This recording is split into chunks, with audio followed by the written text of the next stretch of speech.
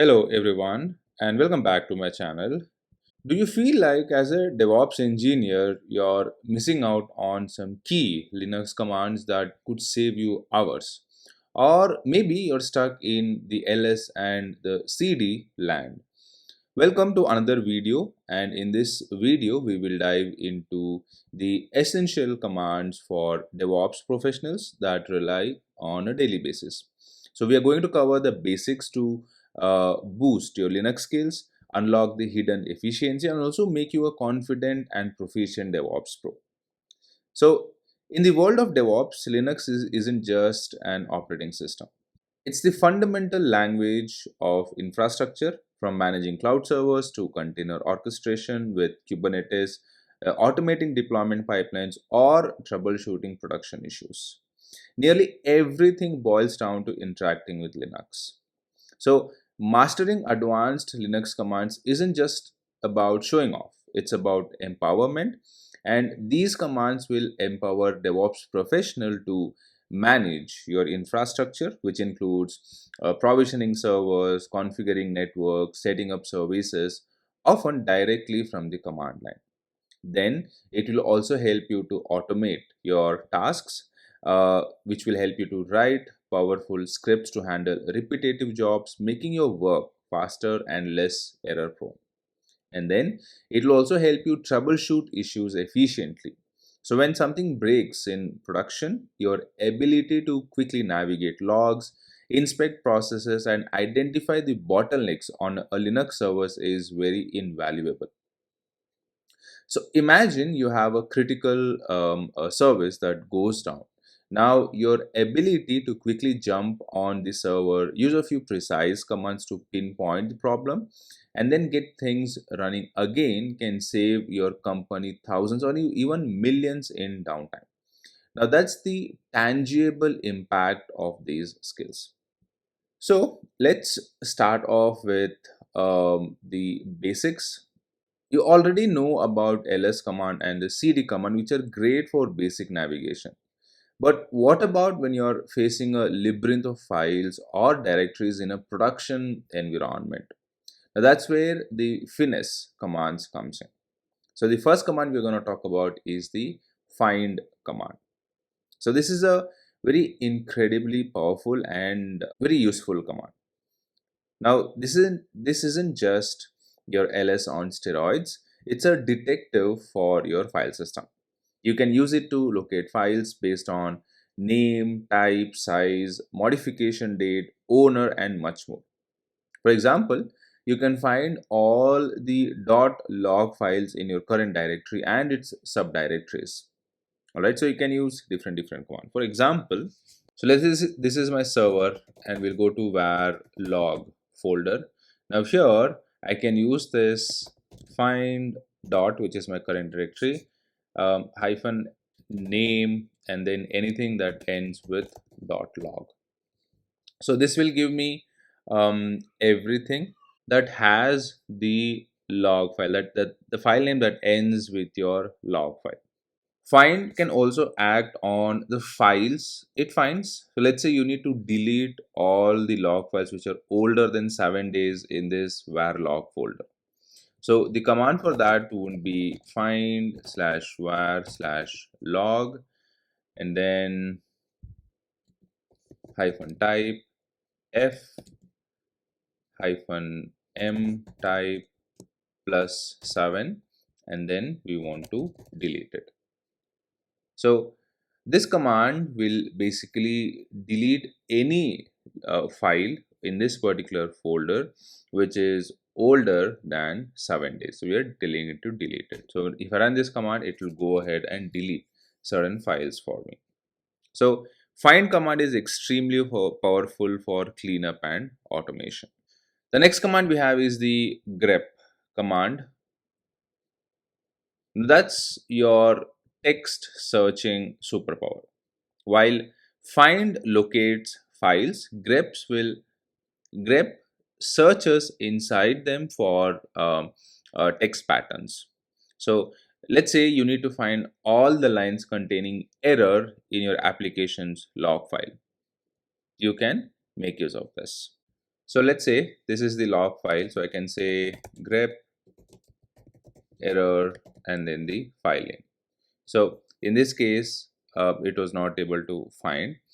So let's say, let me go back here, and I have this particular file. So let's see, this is all I have. So now let's say I'm looking for 200. So I can say grep 200 and then the file name. So this will return all the line that contains 200 for me. So basically, I'm searching for text inside a file, and then grep will return that for me. I can also do a recursive, like if you have folders and then you want to search for a text inside that folder, you can do that as well. So for this, you can simply use this grep -r, which is your recursive, and then what you're looking for. So let's say I'm looking for 200, and then where do you want to look? So let's say I will say dot. So that means in my current directory, in everything, and this will return basically 200 in your current directory inside the respective folders as well. So this also supports regular expressions, making your searches incredibly precise. We will revisit grep later for log analysis, where it truly shines. Next, we will look at the sed and awk command. Now, at any point when you're looking for advanced text manipulation, we can make use of your sed and awk. So, sed, it stands for stream editor, and this is perfect for simple text transformations. You can replace text files, delete lines, insert content, all from the command line. For example, to replace all occurrences of old with new in a file, you can make use of this command. So I can say sed slash s, and then your existing text, your new text, and then g, and then the name of the file. So let's say access.log. Now the G here means global replacement, and then I can also make use of -i so that you can edit your places files in place. So let's say I have this particular file. All right, so now I want to do a text manipulation on this file. So I can use this sed s and then active with active, and then G, which is for global, and then the name of the file. So what this will do is this will go and replace my old text with the new text inside the file. Likewise, let's say I want to remove this particular line. So the command for that would be sed slash caret symbol dash dash dash, and then $/d, which is for delete, and then the file name. So this will go ahead and delete that particular line for you. Likewise, let's say you want to replace HR with human resources. So the command for that would be sed -f, sorry, s slash HR slash human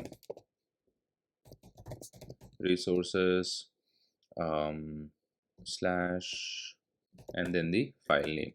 Now, in this case, you can see it has replaced HR with human resources for me. Likewise, you can use sed command for your text manipulations. So whenever you want to insert some data, or you want to delete some data, or you want to modify some data, we can make use of your sed command. Then we have the awk command. Now, the awk command is a more powerful pattern scanning and processing language. Now, this is excellent for extracting specific columns from structured text data or processing files line by line. If you want, let's say, the first and 11th columns from the output of PS awk command, then you can pipe it to the awk command to get the necessary output. So, let's say, for example, here I will run this command awk -f, and then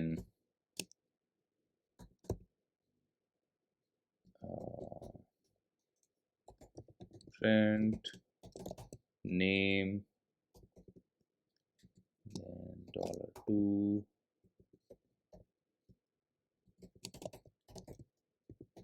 department,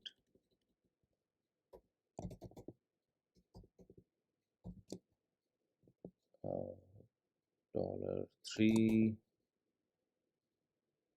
and then the file name.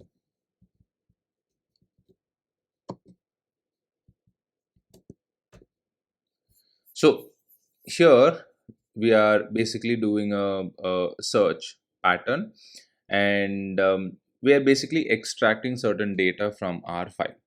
So I'm telling it to print the name, um, and then it is basically getting the name, and then the department, sorry, and then the department, and whatever I have in the department, it will give me that particular output. Likewise, let's say we can use one more command.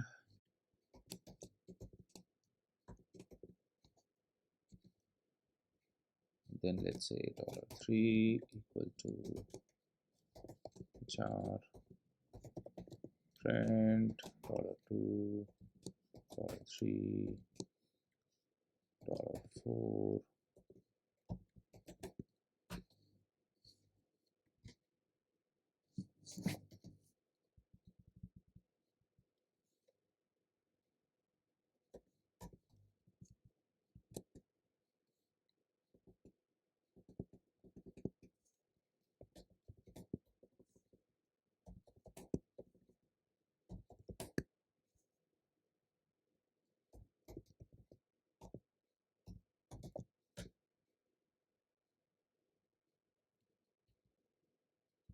Oh, sorry, I have a typo. I didn't observe that. All right. So we are telling it to search for the third column, and if it is matches to HR, then print second, third, and fourth value in this particular file. So we can do that as well. So that's basically what your awk command is. So like I said, you can use this for scanning for certain pattern and then extracting the data from a file. You can also use it with other commands. This is just one example. Like for example, if you look at this command, this is a huge output. Now I just want the first and the 11th column only.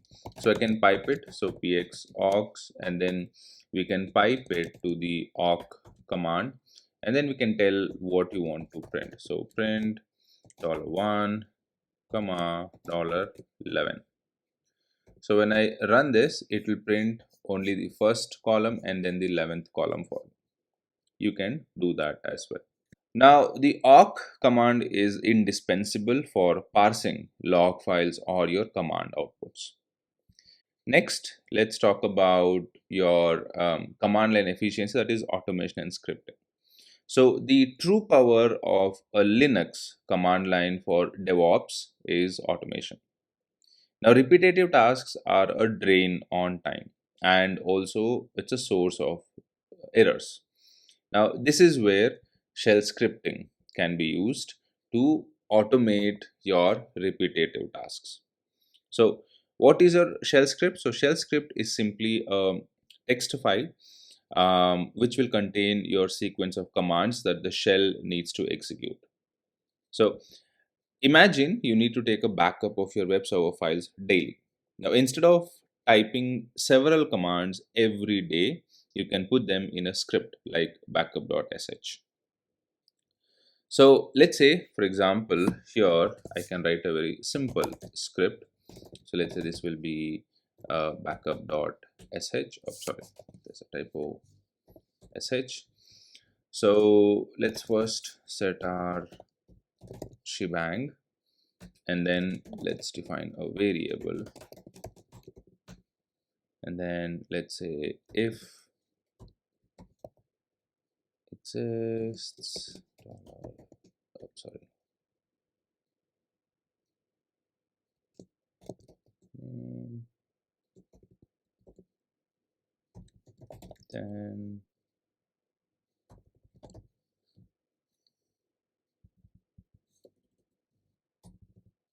so this is just an example of checking for this folder. If it if it exists, then we are telling it to do something. Likewise, you can do many things with your shell scripting. Now, your shell scripting also introduces some core programming concepts like variables, which can be used to store information. Like, for example, here, this is a variable. So that's my variable name and the particular value. It also introduces conditions like if statement. So here, this is an if statement. So executing commands only if certain conditions are met, like if a directory exists, then do this. You can do that as well. You can also have loops, so repeating actions for multiple files or until a condition is met. Now that's perfect for processing batches of data. For example, so here I can say for file in star.log do, and then I can define the action, right? So I'm doing a loop over here. So all these things can be done with your shell scripting. Now these building blocks allow you to create powerful automation for tasks ranging from routine file backups to complex server provisioning and application deployment. Now let's talk about automating interactive processes with expect. So sometimes you encounter commands or processes that requires interactive input like password prompts or confirmations. Now, manually doing this in scripts is impossible. So this is where tools like expect becomes invaluable. So expect can automate interactions with command line programs, feeding them inputs as if a user were typing. So this is great for automating logins or installing software that prompts you for input. So let's say I have a script here. So let's call this as confirm.sh, and let's set our interpreter, and let's say echo, are you sure you want to proceed?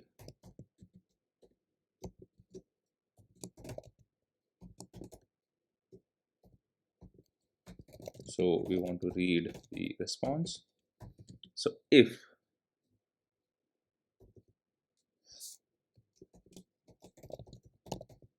the response is equal to yes, then echo proceeding with the action, else echo action cancelled, and then we end the if loop, if condition. So it's a very simple script. So we are asking for input, we read the input, and if input matches to yes, then we are doing this. If not, then we are doing this. Now here's how you would use expect to automatically answer yes to this script. So basically with this particular script, so let me set the permission. So now when I execute this script, so let's say if I give yes, and you can see proceeding with action, and if I give anything else, so let's say no, so you can see action has been cancelled because it is expecting yes. Now this is interactive. We are executing a script, the script is expecting an input, we are giving the input, and then it is executing it accordingly. Now this is where we can make use of expect within the script that will automate the responding of yes. All right, so we can do that as well. So what we can do is we can write one more script here. So let's say expect dot sh. Let's set our interpreter here. So pin slash expect, and then let's set the timeout here. Now we are telling this how long the expect should wait in seconds. We are telling it 10 seconds. Then we will use spawn to trigger our script. So confirm.sh. So this will start the interactive program you want to automate, which is this particular script. We will use expect here, and we will say, are you sure you want to proceed? So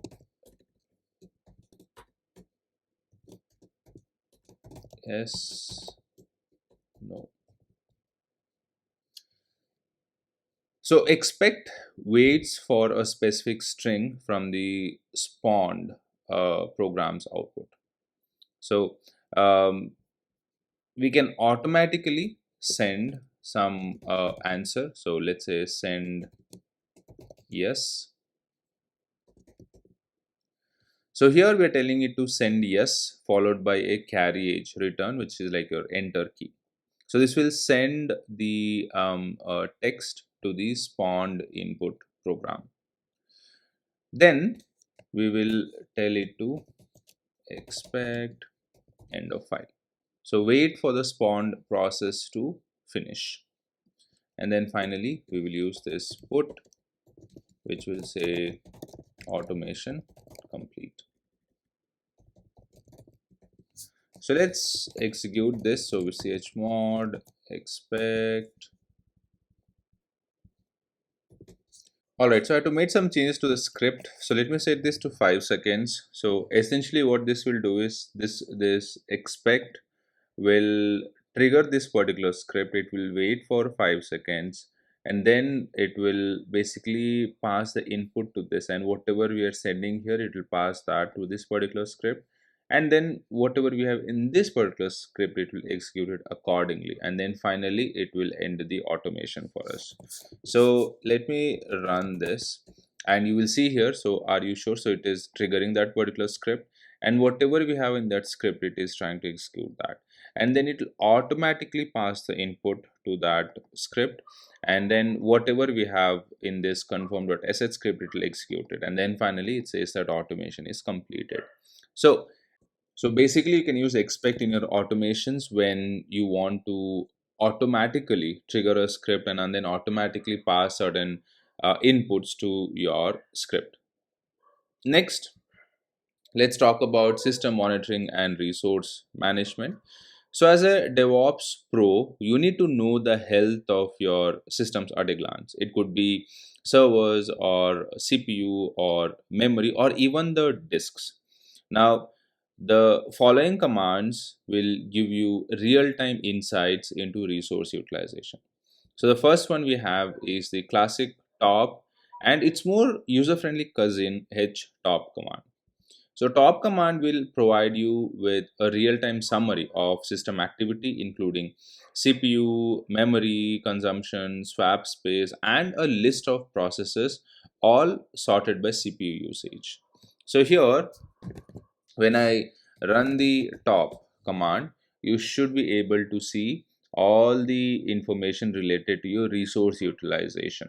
So basically, what is the system activity, what is your CPU utilization, what is your memory utilization, what is your swap space, and all that information. And you can also see the processes here, which are sorted by the CPU utilization. Then we have the htop command, which is an interactive process viewer, and it offers you a more visual and intuitive interface than top command. You can easily use this to scroll, filter, and even kill processes directly. And this is often the first tool you will reach out for to get a quick overview of a busy server. So the top command does not allow you to scroll through the processes. It will only show you here. You can see it's showing us about 23 processes. But if you're using the htop command, which is more okay, so I don't have it by default, so let me install this command here. So this will go ahead and install http, and now if I run this http, so this is more visually appealing, and it's a very intuitive interface than your top command.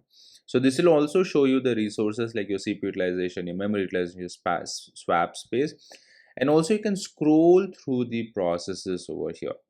So ideally, htop is what very commonly used when compared to your top command, and we can use this to get your real-time summary of your system activity as to what is happening in your system. The Next command we have is your iostat and df command. So now, beyond CPU and memory, disk performance is another crucial resource that we need to be on top. So for this, we can look at your iostat and df command. So iostat mainly helps you to report on CPU utilization and disk input output statistics for devices, partitions, and even network file systems. So if your application is slow due to slow disk reads or writes, iostat will tell you that. So here, if I run this command iostat, so this will tell me how my device is being used. So what is the performance of my CPU utilization, what is the performance of my disk input output statistics. All those information will be available here. And if your application is slow, then iostat will definitely tell you that. Then we have the df command. So df, it stands for disk free. Now this will show you the amount of disk space that is used and the available disk space on all mounted file systems. Now here you can use this -h flag, which makes it easy to quickly see remaining space.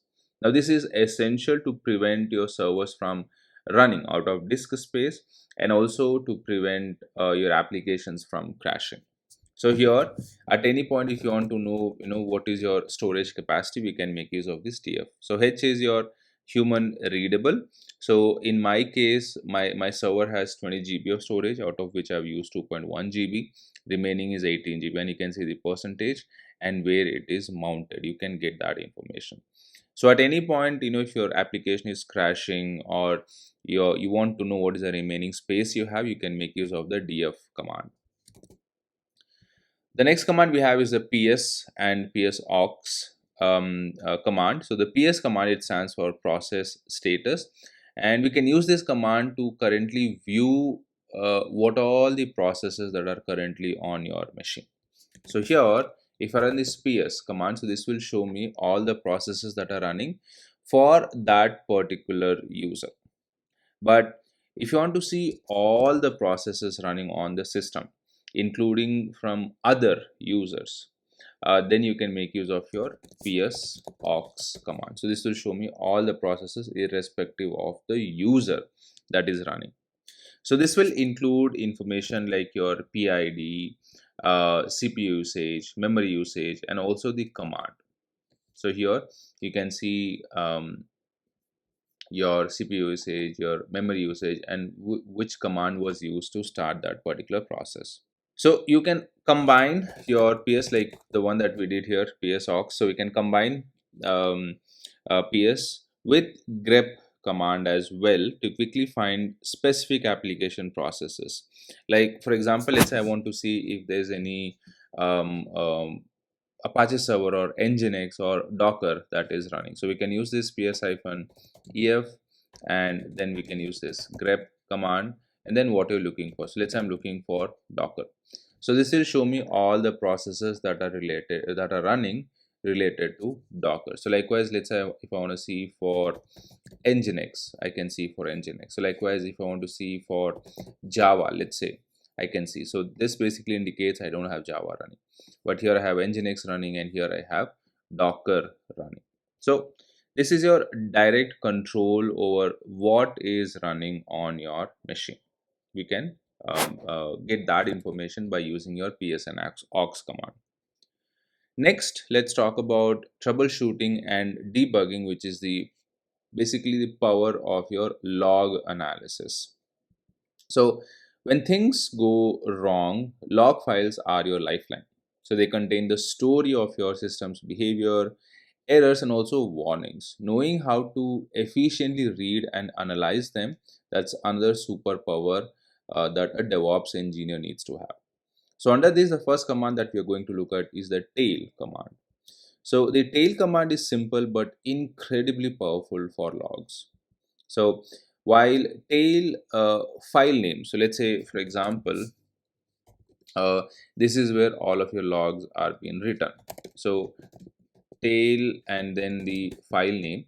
So this will show me the data that you have in this particular line. So This will show you the end of the file, but the magic happens when you use the -f flag. So f and then the file name. Now the -f flag means follow. So what this will do is this will continuously output new data as it's returned to the file. So let's say you have an nginx application running, and as and when users are accessing that application, logs will be generated. I can use this tail-f command to see the logs in real time. So this is perfect for real-time monitoring of application logs, web server access logs, or even system events as they happen. So basically real-time monitoring. And guess what? Our old friend grep comes back. So when you're dealing with hundreds or even thousands of lines in a log file, manually going through them is impossible. Now, grep allows you to quickly filter for a specific error messages, warnings, or even patterns. So, like I said, in this particular file, so let's say I'm looking for HTTP. So I can say cat access log, and then I can say grep for HTTP. So I don't have anything for HTTP. So let's say Firefox. There's nothing. There's a typo. So okay. So let's see what can I use. So let's say we look for index.html. So I'll say index.html, and this will give me everything, all the lines that has index.html in that particular file. So you can also combine grep with other options like -i for case insensitive search, -v to invert the match, or pipe multiple grep commands for more complex filtering. So this helps you pinpoint the root cause of an issue in seconds. So there's many things that you can do. So there you have it. We have gone beyond the basics to explore essential Linux commands that every DevOps professional needs to know. So we have looked at the find command, grep, sed and awk for powerful file and text manipulation. We have shell scripting and expect for automation, top, htop, iostat, and df for a vital system monitoring. And then we have the tail and grep command for crucial log analysis and troubleshooting. So mastering these commands won't just make you more efficient, it will make you a more confident, capable, and invaluable DevOps professional. The command line is a direct interface with the systems you manage, and its mastery is truly empowering. If you found this video helpful, please give it a thumbs up, subscribe to the channel for more content, and hit the notification bell, and tell me in the comments what's your go-to advanced Linux command is. That's all I have for this session. Thank you for watching, and I will see you in the next session.